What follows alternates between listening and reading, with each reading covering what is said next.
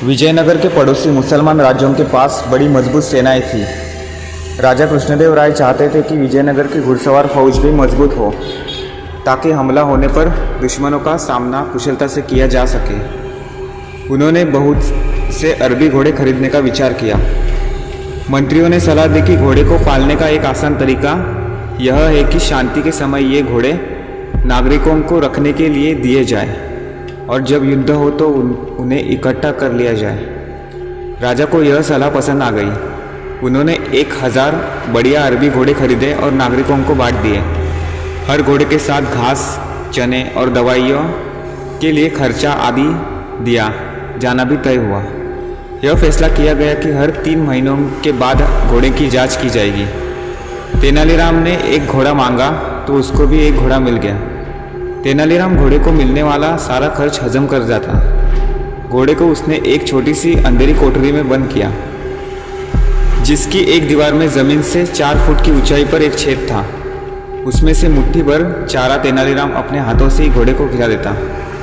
भूखा घोड़ा उसके हाथ में मुंह मारकर पल भर में चारा चट कर जाता। 3 महीने बीतने पर सभी से कहा गया कि वे अपने घोड़े की जांच करवाएं। तेनालीराम के अतिरिक्त सभी ने अपने घोड़ों की जांच करवा ली।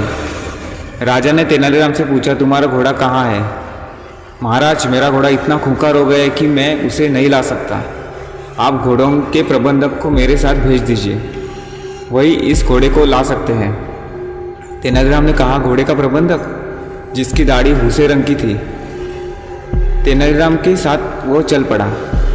कोठरी के पास पहुंचकर तेनालीराम बोला, प्रबंधक, आप स्वयं देख लीजिए कि यह घोड़ा कितना खूंखार है, इसलिए मैंने इसे कोठरी में बंद कर दिया है। कायर कही के, तुम क्या जानो घोड़े को कैसे काबू में किए जाते हैं? यह तो हम सैनिकों का काम है। यह कहकर प्रबंधक ने दीवार के छेद में से झांकने की कोशिश की। सबसे पहले उसकी दाढ़ी छेद में पहुंची। इधर भूखे घोड़े ने समझा कि उसका चारा आ गया है और उसने झपट कर दाढ़ी मुंह में ले ली। प्रबंधक का बुरा हाल हो गया था। वो दाढ़ी बाहर खींच रहा था, लेकिन घोड़ा था कि छोड़ता ही नहीं था। प्रबंधक दर्द के मारे जोर से चिल्लाया। बात राजा तक पहुंच गई। वह अपने कर्मचारियों के साथ दौड़े दौड़े वहां पहुंचे। तब एक कर्मचारी ने कैंची से प्रबंधक की दाढ़ी काटकर जान छुड़ाई। जब सबने कोठरी में जाकर घोड़े को देखा तो उनके आश्चर्य का ठिकाना न रहा। वह तो हड्डियों का केवल ढांचा भर गया था। क्रोध से उबलते हुए राजा ने पूछा, तुम इतने दिन तक इस बेचारे पशु को भूखा मारते रहे? महाराज, भूखा रहकर इसका यह हाल है कि इसने प्रबंधक की कीमती दाढ़ी नोच ली। उन्हें इस घोड़े के चंगुल से छुड़ाने के लिए स्वयं महाराज को यहाँ आना पड़ा। अगर बाकी घोड़ों की तरह इसे भी जी भरकर खाने को मिलता तो न जाने यह क्या कर डालता। राजा हंस पड़े और उन्होंने हमेशा की तरह तेनालीराम का यह अपराध भी क्षमा कर दिया। धन्यवाद।